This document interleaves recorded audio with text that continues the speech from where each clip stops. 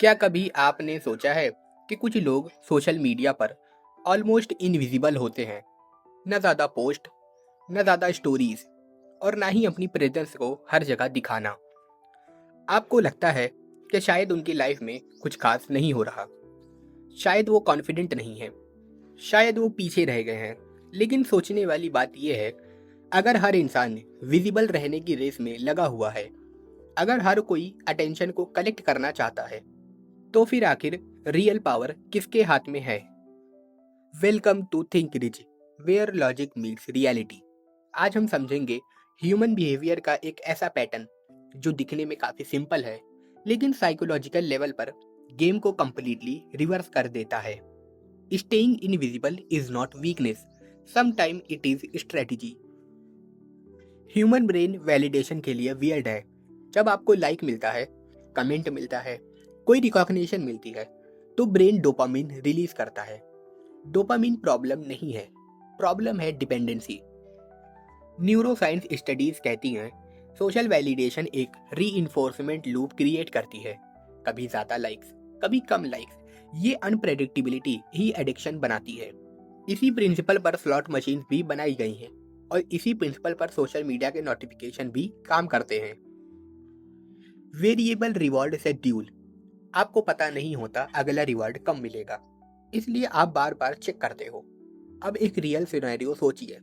आपने एक पोस्ट डाली, आप एक्सपेक्ट कर रहे हैं कि 200 लाइक्स मिलेंगे, लेकिन एक घंटे में आए सिर्फ 40। आप फोन को दोबारा चेक करते हो, फिर 20 मिनट बाद चेक करते हो, फिर स्टोरी डालते हो एंगेजमेंट को पुश करने के लिए। आप काम नहीं कर रहे, आप वेट कर रहे हैं। और ये प्रोडक्टिविटी नहीं है, ये एक साइकोलॉजिकल लूप है जो आपको उसी में फंसा के रखा हुआ है। 18वीं सेंचुरी में एक फिलोसोफर थे, जेरेमी बेंथम। उन्होंने एक जेल का डिजाइन दिया, पैनोप्टिकॉन। इस जेल में कैदियों को लगता था कि उन्हें हर वक्त कोई देख रहा है, चाहे कोई हो और चाहे नहीं। इसका रिजल्ट क्या था? कैदियों ने खुद को कंट्रोल करना शुरू कर दिया, सेल्फ सर्वाइलेंस। आज हमारा स्मार्टफोन एक वही डिजिटल पैनोप्टिकॉन है।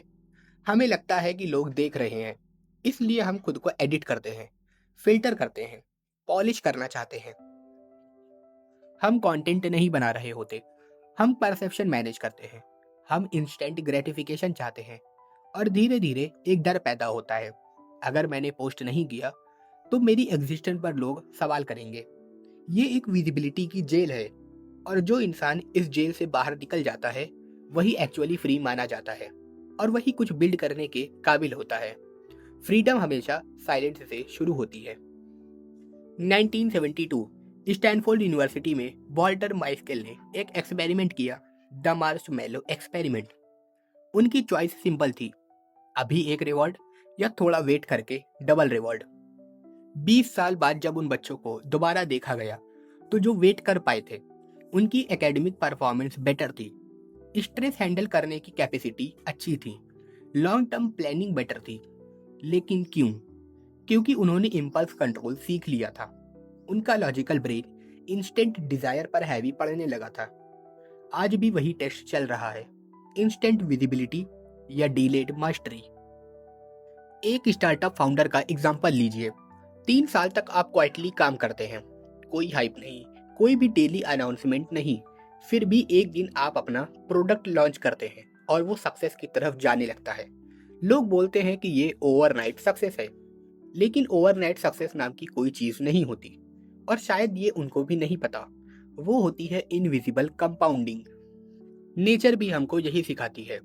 एक बीज को पेड़ बनने के लिए मिट्टी के अंदर अंधेरे में रहना पड़ता है। अगर आप उसे रोज खोद कर चेक करोगे कि कितना ग्रो हुआ, तो वो कभी भी ग्रो नहीं कर पाएगा। ग्रोथ को साइलेंस चाहिए, नॉइस नहीं। 1665 में जब प्लेग आया, आइजैक न्यूटन पब्लिक स्टेज पर नहीं थे, वो थे आइसोलेशन में। और उसी आइसोलेशन के फेस में उन्होंने कैलकुलस को डेवलप किया, ग्रेविटी पर काम किया और ऑप्टिक्स पर रिसर्च की। उनका सबसे प्रोडक्टिव फेस उनकी लाइफ का सबसे साइलेंट फेस था। गहराई वाले काम शोर में नहीं किए जा सकते। रिसर्च दिखाती है कि कांस्टेंट नोटिफिकेशन अटेंशन को फ्रेगमेंट कर देती है। हर इंटरप्शन के बाद ब्रेन को वापस फोकस लेने में टाइम लगता है। आपको लगता है कि आप मल्टीटास्किंग कर रहे हो, लेकिन शायद आपको नहीं पता कि एक्चुअली आप रैपिडली टास्क को स्विच कर रहे हो और हर स्विच एनर्जी को खा रही है। साइकोलॉजिस्ट कार्ल जंग ने कहा था कि इंट्रोवर्जन वीकनेस नहीं है, ये एनर्जी की डायरेक्शन होती है। एनर्जी क्योंकि लिमिटेड होती है, तो अगर आप उसे हर वक्त रिएक्शन मॉनिटर करने में लगा देंगे तो आपकी क्लैरिटी कम होगी, आपको ज़्यादा सोचना पड़ेगा। स्टोइक फिलोसोफर एपिक्टेटस ने कहा था कि एक्सटर्नल इवेंट्स कंट्रोल में नहीं होते, सिर्फ आपके रिस्पॉन्स कंट्रोल में होते हैं। पब्लिक ओपिनियन अनस्टेबल होती है, एल्गोरिथम अनप्रिडिक्टेबल होता है। तो अगर आप अपनी आइडेंटिटी को उन पर बेस बनाकर चलते हैं तो आप भी अनस्टेबल माने जाएंगे। इंजीनियरिंग में एक कॉन्सेप्ट है सिग्नल और नॉइस का।